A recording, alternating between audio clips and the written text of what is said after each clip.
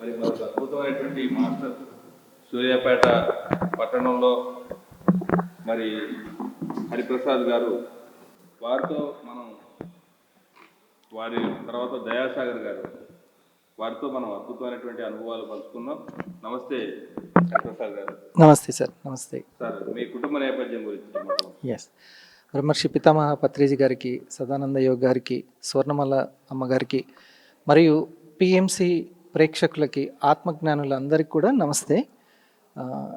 నా కుటుంబ నేపథ్యం, నాన్నగారి పేరు వెంకటేశ్వరరావు, అమ్మ పేరు గంగా భవాని.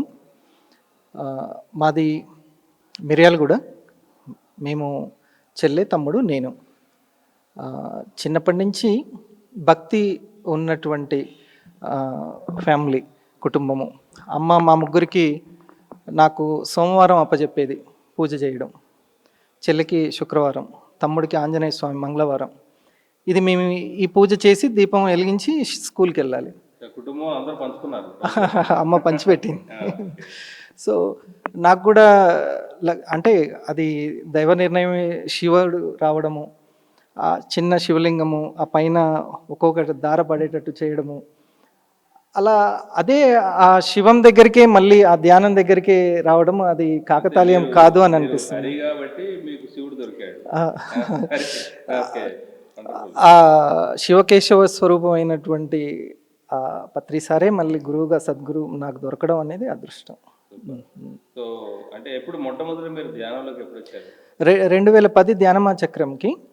అంతకంటే ముందు కొంచెం లోపల ఒక ప్రెజర్ తోటి, జీవితంలో ఒత్తిళ్ళు ఇవే నాకు ఎందుకు జరుగుతున్నాయి అనేటువంటిది ఉన్నది. చాలా చిన్నప్పుడే 6వ తరగతి 7వ తరగతి ఆ సమయంలో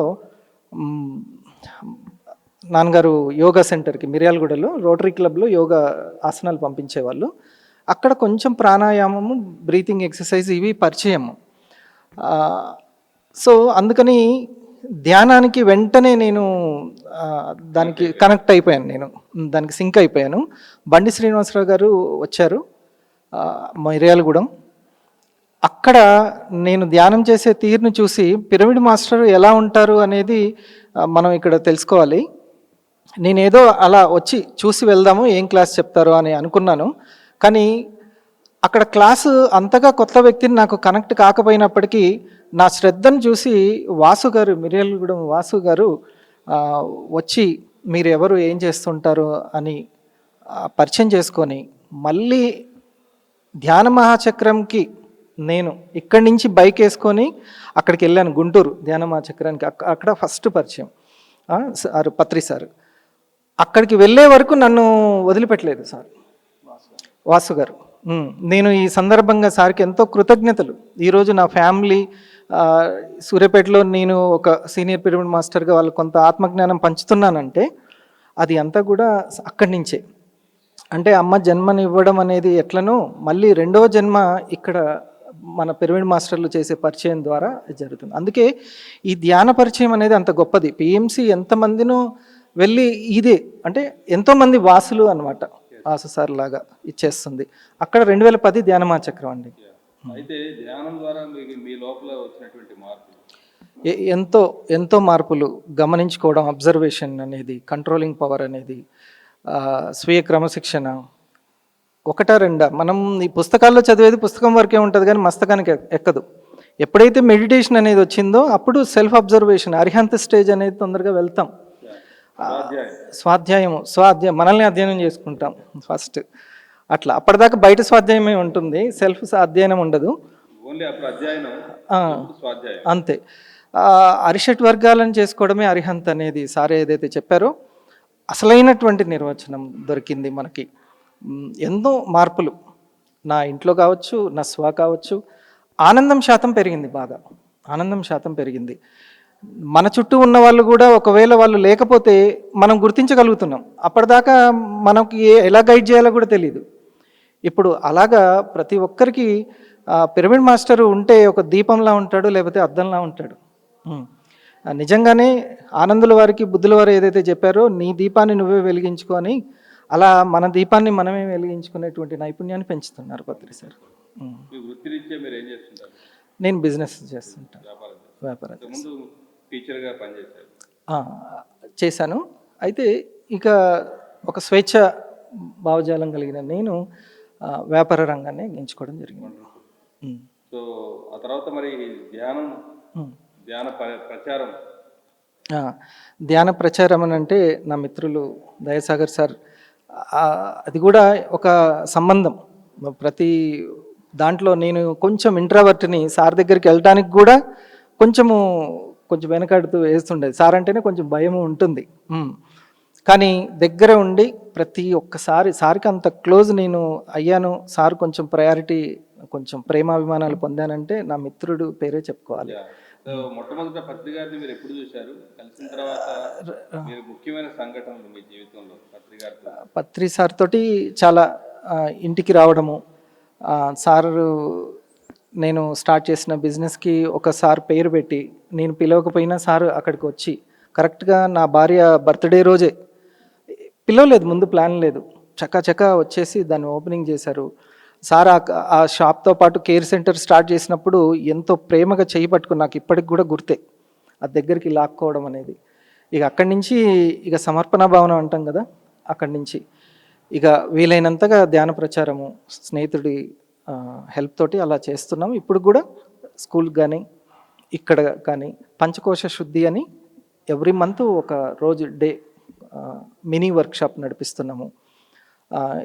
గ్రామాలకు కూడా వెళ్ళి ప్రచారం అప్పుడప్పుడు నాకున్న సమయాల్లో చేస్తున్నాను. ప్రయాణం అంటే కొన్ని ఉన్నాయి సార్ తోటి. ఆయన యొక్క స్నేహాన్ని నేను ఎక్కువగా పొందాను. ఎంతమందిలో ఉన్న పిలిచి దగ్గర పిలుచుకొని ఆయన తినేటువంటి ఇంకో ప్లేట్ తీసుకొని ఇవ్వకుండా ఆయన ప్లేట్లోనే ఆ దోశ ఇద్దరం కలిసి తిను అని చెప్పేసి, నేను కొంచెం ఇబ్బంది పడుతున్నా కూడా ఏం కాదు తిను అని చెప్పి, ఆ చట్నీ తిను నువ్వు ఇద్దరు అంటే ఫిదా అయిపోతాం మనం. ఇంకా అట్లాంటి గురువు కష్టం. అందుకనే జీవితం మొత్తం ఆయనతోటే అన్నట్టుగా. ఇంకా ఎన్నోసార్లు నా ఫ్యామిలీతో తీసుకెళ్ళినప్పుడు వాళ్ళతోటి ప్రేమగా మాట్లాడడము, అలా చూస్తూ ఉండి ఇంకా ఈ యొక్క స్నేహాన్ని, ఆయన యొక్క మైత్రి భావాన్ని పొందడము, మనం ఎలా ఉండాలి వినయంగా అనేది నేర్చుకోవడము. ఆయనకి ఒకరోజు పేపర్ దిద్దుతున్నా, ఒక బుక్ని సార్ కరెక్షన్ చేస్తుంటారు కదా, ఎంతసేపు నేను అలాగే మాస్టర్స్తో పాటు కూర్చున్నాను. అలా దిద్దుతున్నారు, గంట అయిపోయింది, 2 గంటలు అయిపోయింది. నేను ఎంతసేపటికి, అప్పుడు స్టార్టింగ్ కాబట్టి మనకు సహనం తక్కువ, అటు ఇటు ఇంకా వెళ్దామా ఇంకా అని నేను చూస్తున్నాను. కానీ సార్ని వదిలిపెట్టి వెళ్ళబుద్ధి కాక అట్లే ఉన్నాను. కొద్దిసేపు మొత్తం అయిపోయిన తర్వాత డైరెక్ట్ లేచి, నేను ఎంతసేపు కూర్చున్నాను, ఎంతసేపు చేశాను, అంత సహనం ఉండాలి జీవితంలో రాణించాలని డైరెక్ట్ నాకే చెప్పారు. అది మెసేజ్ అనమాట. ఇంకా గురువు గారు ఇచ్చారు, సహనం అనేది అవసరం. ఒక ఆంధ్రాలో ఈస్ట్ గోదావరి జిల్లాలో చాలా కోటీశ్వరులు, ఎక్స్పోర్ట్ కంపెనీలు, రైస్ మిల్స్ అసోసియేషన్ వాళ్ళందరి సమక్షంలో ఒక ప్రోగ్రాం పెట్టినప్పుడు చాలా ఒక 4-5 గంటలు వెయిట్ చేయాల్సి వచ్చింది. అప్పుడు పత్రి గారు వెళ్ళిన తర్వాత ఎవరో అన్నారంట, ఈ మహానుభావుడి కోసం వెయిట్ చేసింది. అప్పుడు అక్కడ విజయభాస్కర్ రెడ్డి గారు మండపేట, అప్పుడు సార్ చెప్పారంట, మీ అందరినీ చాలాసేపు మేము వెయిట్ చేయించాం, మా కోసం ఎంతసేపు మీరు వెయిట్ చేసినందుకు పిరమిడ్ స్పిరిచువల్ సొసైటీ మూవ్మెంట్ తరఫున మీకు క్షమాపణ చెప్తున్నాను అన్నారు. పత్రి గారు వెంటనే మైక్ తీసుకొని, ఎవరికి రాను క్షమాపణ చెప్పేది, 3 గంటలు కాదు 30 గంటలు 30 జన్మలు వెయిట్ చేయాలి ఆత్మజ్ఞానం తెలుసుకోవాలంటే. సో 30 జన్మలు, ఇక్కడ నేనేం చెప్పట్లేదు, మీకు వినే అర్హత కూడా మీకు లేదు అని చెప్పేసి అక్కడి నుంచి ఏమీ చెప్పకుండా వెళ్ళిపోయారు. వాళ్ళందరూ కూడా అపర కోటీశ్వరులు, 1000 కోట్ల వ్యాపారం చేసేవాళ్ళు. అయినా సరే వాళ్ళని అలా, మీకు అర్హత ఉంది కాబట్టి మీకు ఒక సందేశం ఇచ్చి మీ జీవితానికి సహనం కావాలి అని. అంటే ప్రతి ఒక్కరు అది తెలుసుకోవాలి, సహనమే ప్రగతి. స్నేహితుడి సపోర్ట్ తోటి యోగి భవ అని చేశాం సార్ మేము మ్యాగజిన్, ఒక 3 జంటలతోటి చిన్న మ్యాగజిన్. అప్పుడు సార్ చాలా, నేను అది ప్రింట్ చేసేవారు, నేను రాసేవాడిని, సార్ ప్రింట్ చేసేవారు, సాగర్ సార్ చాలా ముచ్చట పడిపోయేవారు. అంటే సార్ ఎన్నో చేశారు మ్యాగజిన్, అలాంటి ముందు ఇది చాలా చిన్నది. సరే నేను కూడా ఉడత సాయం అని చేసేవాడిని, కానీ ఇది రాస్తుంటే ఎలా అనిపిస్తుంది, నువ్వు ఎప్పటి వరకు చేస్తావు, ఇట్లా ఎంతో సారు అడుగుతూ ఉంటే ఇప్పుడు అర్థమవుతుంది దాని. అప్పుడు నాకు అంతగా అవగాహన లేదు. సారు వెళ్ళిన తర్వాత ఇంకా హాస్టల్గా ఎంత వర్క్ చేస్తున్నారు అనేది ఇప్పుడు నాకు ఇంకా బాగా అనుభవంలోకి వస్తుంది. నిజంగానే మీరు అన్నట్టు ఎన్ని గంటలైనా వెయిట్ చేయాలి. ఎందుకనంటే జన్మలు పట్టకుండా ఉండాలంటే ఈ జన్మలోనే చివరిగా చేసుకోవాలి అని అంటే, ఆ మోక్షం పొందాలంటే అంత సహనం అవసరమే. అందుకనే సహనమే ప్రగతి అని. అంటే మనము కొన్ని పనులు మొదలు పెడతాము, ఆ పని పూర్తి అవ్వదు, ఎందుకు ఆగిపోతుంటాయి. సో ఆగిపోవడానికి కారణం ఏంటి, అది మరి మన జీవిత లక్ష్యమా, దానికోసం మనం ఏం చేయాలి? మీరు మీ జీవితంలో మొదలుపెట్టిన పనులు కొన్ని ఆగిపోయినాయి, సో వాటి కోసం వాటికి భవిష్యత్తు ప్రణాళిక ఏంటి? ఏదైనా సరే అంటే నేను సార్ నుంచి చాలా నేర్చుకుంటాను. పిఎంసి ఛానల్లో అనేది నాకు ఒక సారే, సార్ చెప్తుంటారు కదా పత్రిజీ మెడిటేషన్ ఛానల్ అని. సార్ రోజు నేను అది నా కుటుంబం అంతా వింటూనే పడుకుంటుంది, వింటూనే లేస్తుంటుంది పిఎంసి ఛానల్లో. అక్కడ ఏదైనా సరే సార్ ఏం చెప్పారు, ఆధ్యాత్మికంగా ఎదుగుదల కోసమే అన్నీ ఉంటాయి. స్పీడ్ పనికిరాదు, వేగం పనికిరాదు, ఆధ్యాత్మికత అంటేనే. నీ జీవితంలో ప్రతి ప్రాపంచిక విషయం నిన్ను ఆధ్యాత్మికంగా ఎదుగుదల చేయడానికే వస్తుంది. కాబట్టి నువ్వు దాని నుంచి ఏం నేర్చుకోవాలో అది నేర్చుకోవాలి. మనం వినయము, సహనము, చేతలోని న్యాయము, చేతిలోని వినయము, అదే ధర్మము. ధర్మం, that is our duty. Okay, చేతిలో ఎంత న్యాయం ఉందో మన ప్రాణం ఎంతనో అంత చేస్తాము. ఓకే, వినయంగా ఉంటాము, పాజిటివ్ వచ్చినా నెగిటివ్ వచ్చినా. ఇక తర్వాత నడిపిస్తుంది. ఇక్కడి వరకు తీసుకొచ్చిన గురువులు ఎక్కడి వరకు తీసుకెళ్లాలో వాళ్ళకి తెలియదా? అట్లా. ఓకే, అంటే ప్రాపంచికంగా రిజల్ట్ అనేది చూడకుండా మనం చేయవలసిన పని మనం చేస్తూ ధర్మం మనం నేర్చుకోవాలి. అంతే సార్. చేస్తున్న ప్రతి పనిలో అనుభవమే జ్ఞానం. ఎస్ సార్, అనుభవమే జ్ఞానము. మనకి అందుకనే మనకి ఎప్పుడైతే ఈ ఆధ్యాత్మిక జ్ఞానము, కర్మ సిద్ధాంతం తెలిసే సార్, మనకి ఇంకేమీ నో టెన్షన్ ఫ్రీ. ధ్యానం కరెక్ట్గా చేస్తే సకల భోగ కారణి సార్. ఇంకంతే, మనమే ఇంకా ఎక్కడనో సాధన ఇంకా కరెక్ట్గా చేయాలి, నేను ఇంకా ఏదో వదులుకోవాలి అని అనుకోవాలి, అంతే. సో మీ భవిష్యత్తు ప్రణాళిక ఇంకా చాలా సార్. అంటే ఆ గురువులు ఇస్తే చక్కటి ఆశ్రమము, సార్ అన్నారు మీ ఇల్లు కట్టుకొని వెళ్ళడం కాదు, ఆశ్రమం కట్టి వెళ్ళాలి ఇక్కడి నుంచి, చాలామంది నెక్స్ట్ తరాల వాళ్ళకి ఇచ్చి వెళ్ళాలి అని అన్నారు. వాళ్ళ బ్లెస్సింగ్స్ తోటి అది మనం. వండర్ఫుల్. సో వాళ్ళ బ్లెస్సింగ్ అనేది ఎప్పుడు ఉంటుంది, ఇప్పుడు ఉంటుంది. ఎందుకంటే మనం చేసే పని మనం చేస్తూ ఉంటే. ఎందుకంటే ఇప్పుడు మీ వయసు ఎంత? 45. 45 ఏళ్ళు. అంటే మీరు ఒక 20 ఏళ్ల వయసులోనే, అంటే 6వ తరగతిలోనే మీరు కొంత ధ్యానం పరిచయం ఉంది. అప్పటి నుంచి మీరు ఆధ్యాత్మిక మార్గంలో ఉంటూ ధ్యానంలోకి వచ్చిన తర్వాత ఇంకొంచెం పెరిగింది. సో తర్వాత వెనక్కి తిరిగి చూస్తే యువకులు అనేవాళ్ళు ధ్యానంలో కనిపించట్లేదు. సో దానికి మీరు చేసేటువంటి చేయబోయేటువంటి కార్యక్రమం ఖచ్చితంగా నెక్స్ట్ తరం కోసమే మనం ఉన్నది. వాళ్ళు యువత అందరికీ అవసరమే ధ్యానము. తల్లిదండ్రులు ఎప్పుడైతే ఈ విషయాన్ని తెలుసుకుంటారో, ఇప్పుడు హై ఎమోషన్స్ కావచ్చు, టెక్నాలజీ పెరుగుతున్నటువంటిది వాళ్ళని సరిగ్గా గైడ్ చేయట్లేదు. రేపొద్దున వచ్చేటువంటి ఏఐ కూడా సరిగ్గా గైడ్ చేయదు. సో వాళ్ళ యొక్క ఎమోషనల్ కోషంట్ ఉండాలి అని అంటే, ఉద్వేగ ప్రజ్ఞ ఉండాలి అని అంటే ధ్యానం అనేది కంపల్సరీ అని ముందు తల్లిదండ్రులు బాగా గుర్తించాలి. అందుకే ఈ ధ్యాన మహాయాగం చాలా బాగా ఉపయోగపడుతుంది. తల్లిదండ్రులు ముందు తెలుసుకుంటే ఆ యువత ఖచ్చితంగా వీళ్ళు చెప్పినట్టు, అమ్మ చెప్పినట్టు ఖచ్చితంగా వింటారు. అంటే ఈరోజు పిల్లలు తల్లిదండ్రులు చెప్పిన మాట కూడా వినే పరిస్థితి కనపడట్లేదు. మీ కాలంలో, మా కాలంలో అంటే కొంచెం విన్నామేమో. ఇప్పుడు కాలంలో చాలా కష్టం అయిపోయింది. ఎందుకంటే ఎడ్యుకేషన్, వాళ్ళు ఉదయం నుంచి సాయంత్రం వరకు కాలేజీలు, వీటి కంటే పరుగులాట, జీవితం భవిష్యత్తు ఏంటో గగమే గోచరం. ఎందుకంటే రోజుకో టెక్నాలజీ మారిపోతుంది, ఏం నేర్చుకోవాలో కూడా తెలియదు. అలాంటి వాళ్ళకు మీరు ఇచ్చే సందేశము తప్పనిసరిగా ఏదైనా సరే మన జీవితంలో మేనిఫెస్ట్ అవ్వాలంటే మనసు మీదనే ఆధారపడి ఉంటుంది. ఎవరి జీవితమైనా సరే మనసు మీదనే ఆధారపడి ఉంటుంది. థాట్ పవర్, మైండ్ పవర్ ఉన్నటువంటి వాళ్ళు ఏదైనా సాధించగలుగుతారు. ఎవరికైనా సరే, ముఖ్యంగా యూత్లో ఏదో ఒకటి సాధించాలని ఉంటుంది. వాళ్ళు సాధించుకోవాలి అంటే, వాళ్ళ సంకల్ప బలాన్ని పెంచుకోవాలి అంటే తప్పనిసరిగా మనసును అధ్యయనం చేయడం, మనసుకు కావాల్సినటువంటి శక్తిని అందించడం అనేది కంపల్సరీ. మన యోగులు ఏం చెప్తున్నారు అనేది మనం వినాలి. మ్. ఇప్పుడు ఉన్నటువంటి సెలబ్రిటీస్ కాదు, అప్పుడు ఉన్నటువంటి యోగులు మనకి ఏం చెప్పారు అనేది మనం ఒక్కసారి కనుక వింటే మనకి నిన్ను నువ్వు తెలుసుకో. గొప్ప మనస్తత్వ శాస్త్రం, సైకాలజీ కూడా ఒకే వర్డ్ తోటి స్టార్ట్ అవుతుంది, థై యువర్ సెల్ఫ్ అనేది, నిన్ను నువ్వు తెలుసుకో అనేటువంటిది. ఈ నిన్ను నువ్వు తెలుసుకునేది ధ్యానంతోటే సాధ్యమవుతుంది. అది ఒక్కటి మాత్రం తెలుసుకుంటే వాళ్ళ జీవితంలో ఏదైనా సాధిస్తారు. ఇంకా వివరంగా నిన్ను నువ్వు తెలుసుకుంటే వివరంగా ఇంకొంచెం అందరికీ అర్థమయ్యాలి.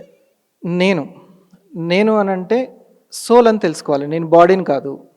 అందరూ కూడా యూత్లో కూడా ఈ మధ్య భక్తి చాలా బాగా పెరుగుతుంది. శివ అని కావచ్చు,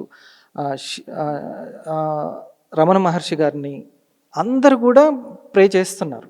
ఓకే, అందరికీ ఇష్టం పెరుగుతుంది, దైవం మీద చాలా ఆరాధన పెరుగుతుంది యూత్లో కూడా. సాయిబాబా అంటే కూడా వాళ్ళని కేవలం శ్రీకృష్ణ అంటే కూడా మరి వాళ్ళందరూ ఏం చెప్తున్నారు, నువ్వు అనేది నాయన, నువ్వు కేవలం శరీరాన్ని కాదు, మనసు కాదు, బుద్ధివి కావు, నువ్వు ఆత్మవి, ఒక ఆలోచన శక్తి స్వరూపానివి నువ్వు.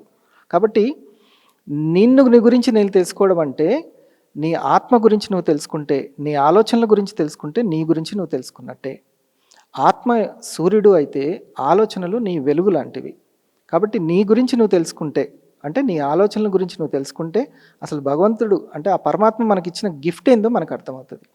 నేను కేవలము నా సమయాన్ని ఎంత వ్యర్థం చేస్తున్నాను, కేవలము ఈ ప్రాపంచిక సుఖాల గురించి కాదు, నేను ఇంకేదో గొప్ప లక్ష్యం కోసం జన్మించాను అనేటువంటి ఆ మెసేజ్, తస్మాత్ యోగి భవ అర్జున అనేటువంటి శ్రీకృష్ణుల వారి మెసేజ్ అర్థమవుతుంది. Yes, wonderful sir. అంటే కేవలం నిన్ను నువ్వు తెలుసుకోవడం అంటే నీ ఆలోచనలు, నీ యొక్క బుద్ధి, నీ యొక్క జ్ఞానము, భౌతికమైనటువంటి జీవితంలో అంతే సార్ ఏదైతే ఉందో భవిష్యత్తుకి. అవును, ఇప్పుడు విత్తనం ఉందనుకోండి సార్, విత్తనం తన గురించి తాను తెలుసుకోవడం అంటే కొమ్మల గురించి తెలుసుకున్నా తన గురించి తెలుసుకున్నట్టే, ఆకుల గురించి, పండ్ల గురించి, ఆ బెరడు గురించి, అన్ని గురించి కూడా తన గురించి తాను తెలుసుకున్నట్టే. అట్లాగే ఈ బాడీ గురించి తెలుసుకున్నా, అన్నమయ కోశం గురించి, ప్రాణమయ కోశం గురించి, మనోమయము, విజ్ఞానమయము, ఆనందమయము, వీటన్నిటి గురించి తెలుసుకుంటే మన గురించి తను తెలుసుకున్నట్టే. మహానుభావులు, మన సద్గురువులు పత్రిజీ గారు మనకి అసలు అప్పటిదాకా నాకు అర్థమయ్యేది కాదు, భగవద్గీత రామకృష్ణ మఠ్ వాళ్ళు కానీ, మా ఇస్కాన్ వాళ్ళు కానీ అమ్మేటువంటి భగవద్గీత ఎప్పుడు కొనుక్కునేది కానీ అర్థం అవ్వదు కాదు, ఆ పదాల వరకే ఉండేది, పరమార్థం వరకు వెళ్ళేది కాదు. కానీ ఎప్పుడైతే సార్ నా జీవితంలోకి, మన జీవితంలోకి ఎంటర్ అవుతారో అప్పుడు ఈ శరీరాలేంటి, చక్రాలేంటి, కోశాలేంటి, లోకాలేంటి, అసలు మనమేంటి, రమణ మహర్షి గారు నిన్ను నువ్వు తెలుసుకొని ఏదైతే చెప్పారో అది తెలుసుకోవడానికి అద్భుతమైన మార్గము శ్వాస మీద ధ్యాస. సార్ మనందరినీ కూడా ఎక్కడికి తీసుకెళ్లాలో అక్కడికి తీసుకెళ్ళినటువంటి మైత్రేయ బుద్ధుడు. మీరు చేస్తున్న వన్ డే వర్క్షాప్ గురించి పంచకోశ శుద్ధి అనేది, ఈ కోశాలు చాలా చాలా ఇంపార్టెంట్. మన ఆలోచనలు శుద్ధి అవ్వాలి, తన్ను తాను ఉద్ధరించుకోవడం. ఉద్ధరేత ఆత్మన ఆత్మానం అని అంటే ఆత్మ ఏదైతే కొన్ని బాడీస్ని తీసుకొచ్చుకుందో, కోశాలను తీసుకొచ్చుకుందో, వాటిని శుద్ధి చేయడం ద్వారా మనల్ని మనం శుద్ధం చేసుకున్నట్టుగా అవుతుంది. శుద్ధి ఎక్కడ ఉంటుందో శక్తి అక్కడ ఉంటుంది. సో అప్పుడే ఆసన సిద్ధి జరుగుతుంది, మనోసిద్ధి జరుగుతుంది, ధ్యాన సిద్ధి జరుగుతుంది, ఆత్మసిద్ధి కూడా వస్తుంది. ఓకే, ఇది మనం ఏం చేస్తామంటే సార్, ఒకరోజు 5 గంటలు ఒక్కొక్క కోశ గురించి చెప్తూ 5 గంటలు సాధన. పిరమిడ్ మాస్టర్లు కూడా వండర్ఫుల్ బంగారాలు అన్నట్లు, వాళ్ళు ఆ ఒక్కరోజు మాత్రం ఎన్ని పనులు ఉన్నా సరే వచ్చి, ఎందుకంటే ప్రతిరోజు డైలీ లైఫ్లో కుదరదు కాబట్టి 5 గంటలు చేస్తారు. మిగతా నెలంతా కూడా చాలా చక్కటి వాళ్ళకి ధ్యానం కూడా వెంబడే కుదురుతుంది. వాళ్ళ ఇంట్లో 10 నిమిషాలకు కుదిరింది అనుకోండి, ఆ 10 నిమిషాలు ఈజీగా శూన్యంలోకి వెళ్ళగలుగుతారు ఈ 5 గంటలు చేయడం ద్వారా. ఇక్కడ ప్రాక్టీస్ అట్లా కోశాల గురించి చెప్పి ఈ 5 గంటల సాధన ఉంటుంది ప్రతి నెల ఒక్కసారి సూర్యాపేటలో శివసాయి పిరమిడ్. మరి పిఎంసి ఛానల్ అనేది నేను కూడా సార్ ఇది చాలా ఇష్టపడి ఏర్పాటు చేశారు అనగానే వెంటనే నేను ఎలాగంటే అండి, పత్రి సారు ఎప్పుడు కూడా తన చక్కటి సందేశాలు మనకిచ్చారు. మనకి జీవితంలో సక్సెస్, ప్రాపంచిక సక్సెస్, ఆధ్యాత్మిక సక్సెస్ అంటే సాక్షాత్కారం. అది మనకు జరగాలంటే శ్రవణం చాలా ఇంపార్టెంట్, మననం ఇంపార్టెంట్, నిధిధ్యాస ఇంపార్టెంట్, ఆ తర్వాతనే సాక్షాత్కారం. మరి ఆ శ్రవణం ఎక్కడ అనేది పిఎంసీనే. పొద్దున్న లేస్తే మనం ఆ పిఎంసీ ద్వారా ఎప్పుడైతే శ్రవణం చేస్తామో అదే ఈ మిక్సీలో తిరుగుతుంది, మననం అవుతూ ఉంటుంది. అదే మన జీవితంలో ఒక నిధి ధ్యాస, ఎప్పుడు అదే ధ్యాసలో ఉంటాం. ఖచ్చితంగా ప్రాపంచికంగా ఆధ్యాత్మికంగా ఆ సక్సెస్ సాక్షాత్కారం అనేది మన జీవితంలో జరుగుతుంది. అందుకని ఈ పిఎంసిని నిరంతరం శ్రవణం చేయాలని నేను అందరికీ కోరుకుంటున్నాను. పిఎంసి చేసే కార్యక్రమాలు మీకు నచ్చిన విషయాలు అందులో ఎన్నో ఉదయం నుంచి సాయంత్రం వరకు గ్రంథాలయం కావచ్చండి, మాస్టర్స్ కూర్చోబెట్టి ధ్యానం చేయిస్తూ ఉంటారు. అందులో కూడా లైవ్గా ధ్యానం చేయించడాలు, ఇంటర్వ్యూలు, యోగుల్ని ఎక్కడెక్కడో మనం కలవలేం, మన వల్ల కాదు అది. హిమాలయ యాత్రలు కావచ్చు, ఒకటా రెండా అసలుకి మొత్తము ఆ త్రిలోక సంచారాన్ని ఇక్కడికి తీసుకొస్తుంది మన పిఎంసి ఛానల్. ఏంటని చెప్పాలి సార్. మీరు ఎలా పిఎంసి చేసే కార్యక్రమాల పట్ల మీ స్పందన? అది ఇదే, ఇంకా దీనికంటే ఇంకా పరమార్థం ఏదీ లేదు. నీ ధర్మం నువ్వు చేయి నాయనా అని చెప్పాడు. పరధర్మం భయావహం, స్వధర్మమే శ్రేయ. అదే ఒక నిధి లాంటిది మనకి. మనము స్వధర్మం ఏంటి? మన ఆత్మధర్మమే స్వధర్మం. మన ఆత్మను మనం తెలుసుకోవడం, మన ఆత్మశక్తిని ఈ శరీరానికి మనసుకు అందించడము, ఇదే. అందరూ వాళ్ళ స్వధర్మం చేయడానికి కంకణం కట్టుకున్న పిఎంసి, ఆ పిఎంసిలో వర్క్ చేస్తున్న వాళ్ళు ఎంత పుణ్యం అది. అది గొప్ప యజ్ఞం. అది మనం ఎలా చేస్తే బాగుంటుందని మీకు మన ధ్యాన యజ్ఞం చేశారు కదండి, అట్లా ధ్యానం యజ్ఞం చేయడము చాలా చాలా అవసరము. తిరుపతిలో చేసినట్టుగా ప్రతి జిల్లాలో కూడా ఒక్కొక్కసారి అట్లా చేస్తే చాలా చాలా బాగుంటుంది. పిఎంసే మెయిన్గా ఉండి ఇట్లా ధ్యాన యజ్ఞం ప్రతి జిల్లాలో చేస్తున్నారంటే ఏ కార్యం కోసం వచ్చిందో. ప్రతిసారి ధ్యానం అందరి దగ్గరికి తీసుకెళ్ళండి. జ్ఞానం ఉంటుంది, జ్ఞానం ఎప్పటికైనా, భగవద్గీత ఎన్ని జన్మలకైనా అది ఉంటుంది. కానీ దగ్గరుండి ధ్యానం చేయించడం మన తిరుపతిలో నేను చూశాను. అది అట్లా పిఎంసి తీసుకోవడం ఆధ్వర్యంలో, అది నాకు అట్లా అనిపించింది. అది